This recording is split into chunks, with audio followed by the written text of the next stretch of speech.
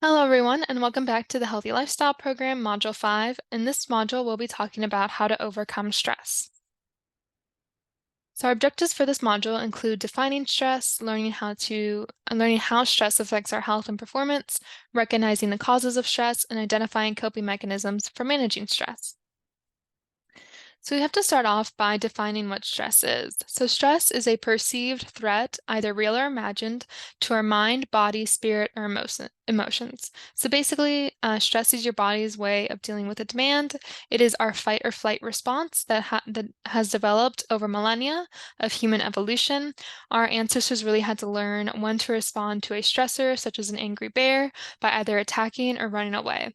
However, nowadays our stressors are not so life and death. They come more in the form of deadlines, familial obligations, and other factors that cause stress, which is either acute or chronic. And acute stress is it's very short term. It's what we feel when we are faced with an angry bear. And then chronic stress, it feels exactly the same as acute stress in the body, but it lasts for a much longer duration of time, which has a much bigger impact on our body. And it's what most people are suffering from today. Right, so diving more into how stress affects our bodies, basically, stress increases our heart rate, blood pressure, blood sugar, cholesterol, and stomach acids. And again, when you're under chronic stress and you're experiencing stress over a prolonged period of time, these things go on for more than just a few minutes. It goes on for days, weeks, months at a time, which really damages our organs and tissues. Stress also decreases our immunity and protein synthesis. It can lead to weight gain, diabetes, metabolic syndrome, and arthritis. And chronic stress is a bigger risk factor for predicting heart disease than lack of physical activity. And I really like you guys to mull that over for a second. We're always hearing about how we have to be physically active to avoid a heart attack or cardiovascular disease. But even if we are very physically active, but we're still under chronic stress, we are still at a very high risk for that heart disease, which just goes to show how much stress affects the body. So stress also influences our daily routine and habits, either for better or for worse. So being under a lot of stress can lead to a lack of sleep. It can lead to mood changes as we are more irritable. It can lead to self-medicating with alcohol or smoking, or something like that, which is extremely detrimental to our health over the long run. It can also lead to social withdrawal, which is very unfortunate because during times of stress, what we really need to do is lean into the people around us, into our support systems in order to overcome that stress.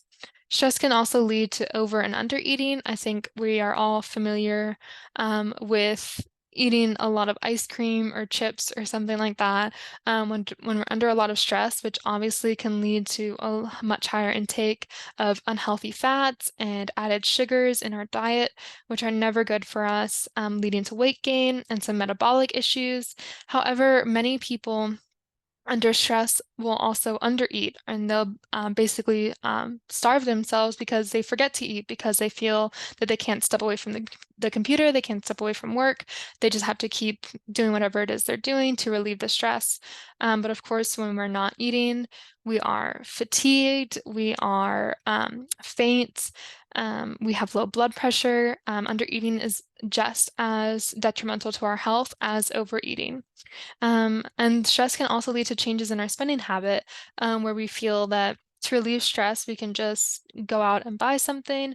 But in reality, this is only going to relieve our feelings of stress for a short period of time. And it might actually lead to more stress in the long run. As we see our like credit card bills pile up, or we are suddenly under a lot of debt, something like that. And to be honest, all of these behaviors that occur to us as a result of stress do just lead to more stress. And it's just kind of a downward spiral that is never good and really impacts our health. And so this bell-shaped graph is a depiction of the effect of stress on our performance or behavior. So if we had no stress, which we might think is a good thing, we would actually have no motivation to do anything at all. And so in reality, a little bit of stress is good for us because it gets us up and moving. And so this could be as simple as a deadline that we need to meet or making sure that we get our kids to their extracurricular activities on time, whatever it may be. As pressure adds on, we tend to perform better, and our peak performance usually involves a good amount of stress, essentially just enough stress to challenge us, but to not make us feel overwhelmed. That's when we are performing at our best and when we actually improve in our overall quality of performance. And this level of peak performance or peak pressure for performance can be different for each one of us. However, none of us can sustain high amounts of pressure for long periods of time. So, for example, athletes will usually perform or train at optimal stress levels to be at their peak performance to go to the Olympics or whatever it may be. However, you may have noticed that most athletes cannot compete for more than 10 to 20 years at the most because eventually their bodies do just begin to break down with natural aging and just always using their bodies to such a high level all the time. And so, as we continue to add stress, our performance levels begin to decrease. And the more stress we feel, and the longer time that we feel that stress, it will cause us to experience negative performance outcomes and negative health outcomes such as burnout, panic, anxiety, anger, and all the things we just talked about in the previous slide. And so the causes of stress can really come from anywhere. It can come from parenting, major life events such as the death of a loved one, financial troubles, strained personal relationships, politics and current events in the news. I know we were all stressed during COVID, regular social and occupational demands just piling up to a greater extent, and difficult work environments or impending deadlines, and finally, just anything else that causes you stress. Your stresses don't have to be justified as long as it is causing you stress, then it is valid, and it's something that has to be dealt with.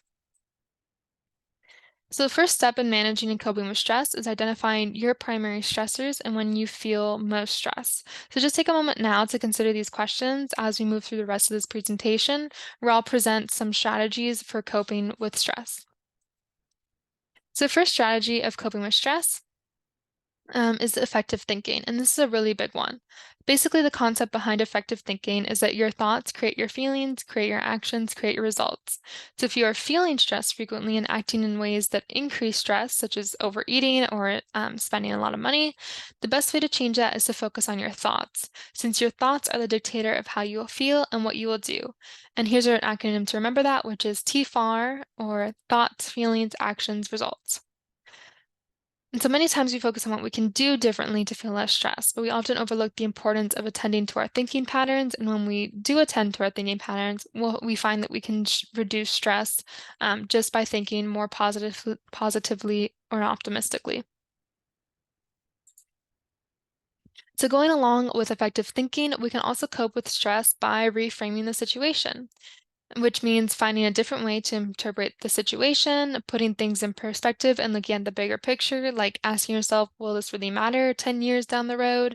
You can also try finding humor in the situation by like pretending you're a stand-up comedian and pretending like the whole situation, whatever it is that's causing you stress, is just a stand-up routine. It's just a bit. It's just something with a punchline, and then that can really help you to feel better about what's happening. You can also try to consider all angles. So you can ask yourself, how does my boss feel about this? How does my mentee feel about this? How does my partner feel about this? And really just try to see the situation from everyone involved. And just remember that you can't control most people or things, and you don't really have to. The only thing you have to control is yourself, your perceptions, your emotions, and your actions.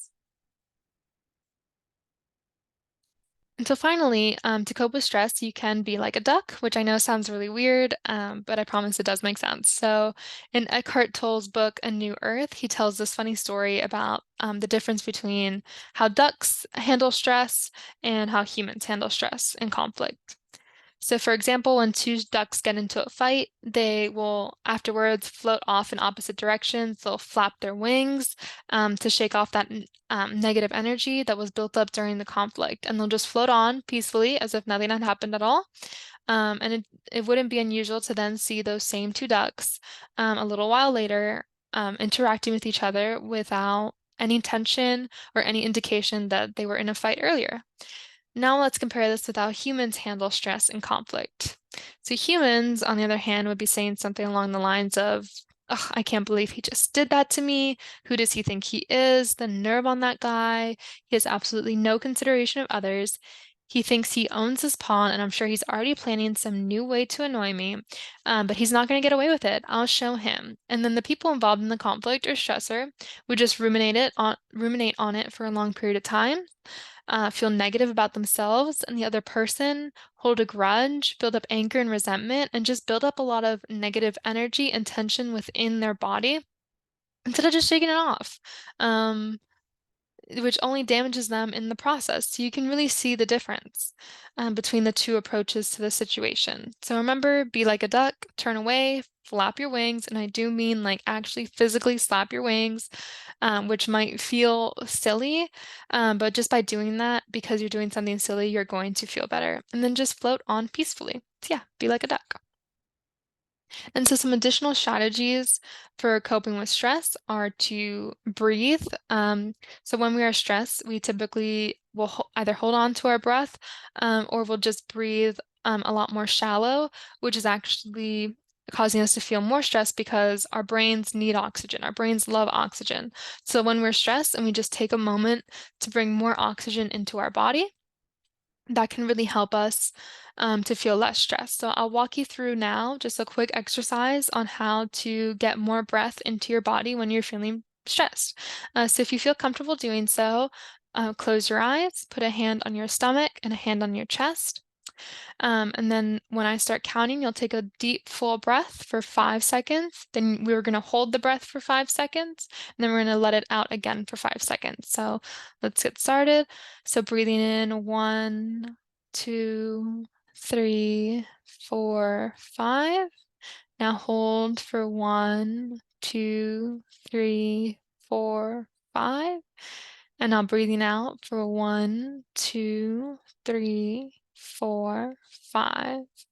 So I hope while you did that, you really felt that your muscles relaxed, you felt the oxygen really fill your lungs and go to your brain, and hopefully you felt your heart rate decrease and your perspective improve. So yeah, that's a really good trick and a very fast trick to help yourself relieve some stress. If you go through that 3 to 5 times when you're experiencing stress, you're bound to feel better. Then I also recommend pampering yourself and taking the time for self-care, which could be taking a bath, manicuring your nails, reading, exercising, whatever it is that you feel takes care of yourself the best. Just make time for it and prioritize it every single day, not just when you're feeling stressed. Another good strategy is to take a 10-minute timeout. So basically just develop a new habit of responding to stress by giving yourself a timeout. So if you are dealing with a very difficult work project that you've been stuck on for a long time or whatever it may be, just drop everything that you're doing. Sit up from wherever you may be sitting or walk away from wherever you may be standing, and then either take a walk, do some stretches, do that breathing exercise that we just did. Just give yourself the time to put some actual physical space between yourself and whatever it is that's stressing you out. And the last thing to do is just move your muscles. So we all know that exercising releases endorphins, which is a happy hormone that leads us to less stress.